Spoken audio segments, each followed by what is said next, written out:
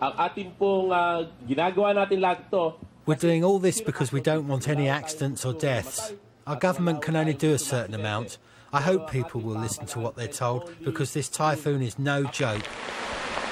Farmers are being urged to harvest as many of their crops as possible before the typhoon hits, as the area in the storm's path is one of the country's main rice-growing regions. The Philippines is regularly hit by severe weather. Last year, Typhoon Ketsana claimed the lives of at least 250 people and left large areas of the capital underwater. Weather experts say Typhoon Meggy could trigger rains as heavy as those brought by Ketsana. Kate McGowan, BBC News, Manila. Right, time for a check on the weather a bit closer to home now with John Hammond. Hello there. A chilly few days coming up. In fact, come the middle of the week, it's going to feel distinctly cold.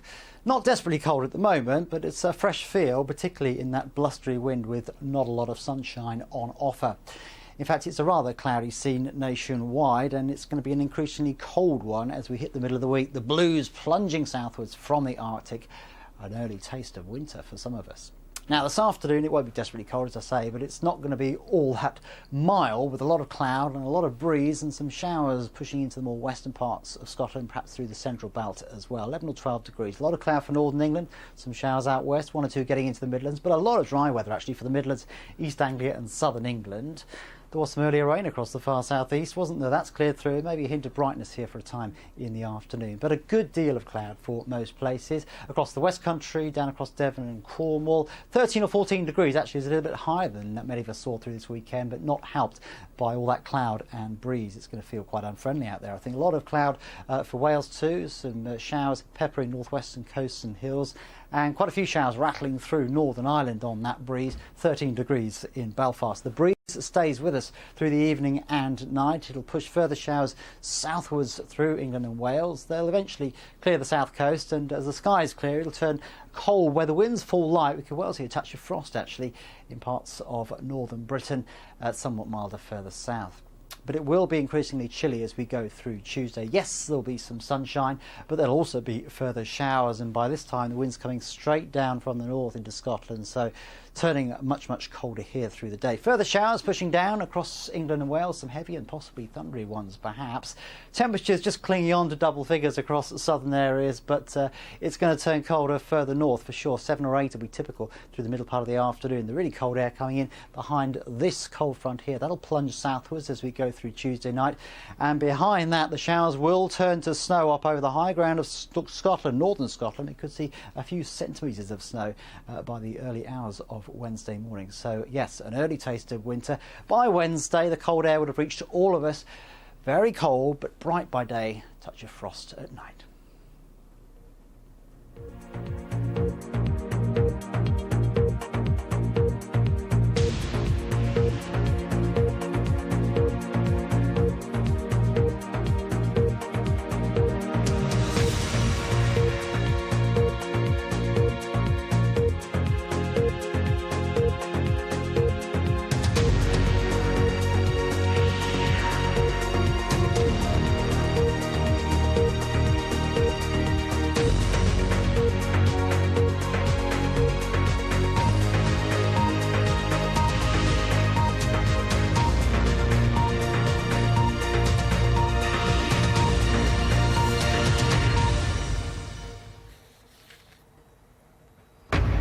International terrorism and cybercrime have now become Britain's biggest threats.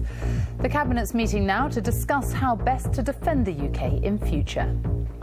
International terrorism is a key threat. Cybersecurity is a key issue we need to address. It's no longer the case that it's simply a question of two armies standing looking at each other. There's a diverse range of threats.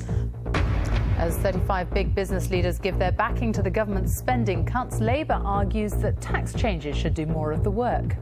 The government, which claims fairness, has put itself in the absurd position of saying that children should play a bigger role in getting the deficit down than the banks. Survivors of the London bombings describe the horrifying moments following the 7/7 attacks at the inquests in London. Running out of fuel, French strikes against pension reforms intensify as airports are told to cancel hundreds of flights tomorrow. and trying to get 9 million people online. The campaign to help more people harness the power of the web. And coming up on the BBC News Channel is Wayne Rooney heading out of Old Trafford. Speculation mounts over the striker's future at Manchester United, but the club insists he's going nowhere.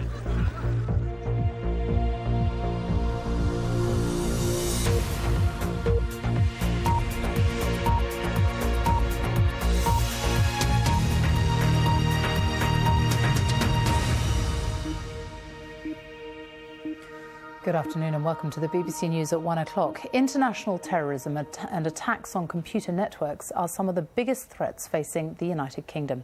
The assessment by the National Security Council, which was set up by the Prime Minister in May, says other major threats include natural disasters such as flooding or a flu pandemic. The findings are being discussed this lunchtime by the Cabinet and will form the framework for defence cuts, which will be announced tomorrow. Our security correspondent Frank Gardner reports. In the corridors of Whitehall, they've been working on this for months, trying to decide just what are the most serious and pressing threats to Britain's national security. We face a diverse range of threats today. International terrorism is a key threat.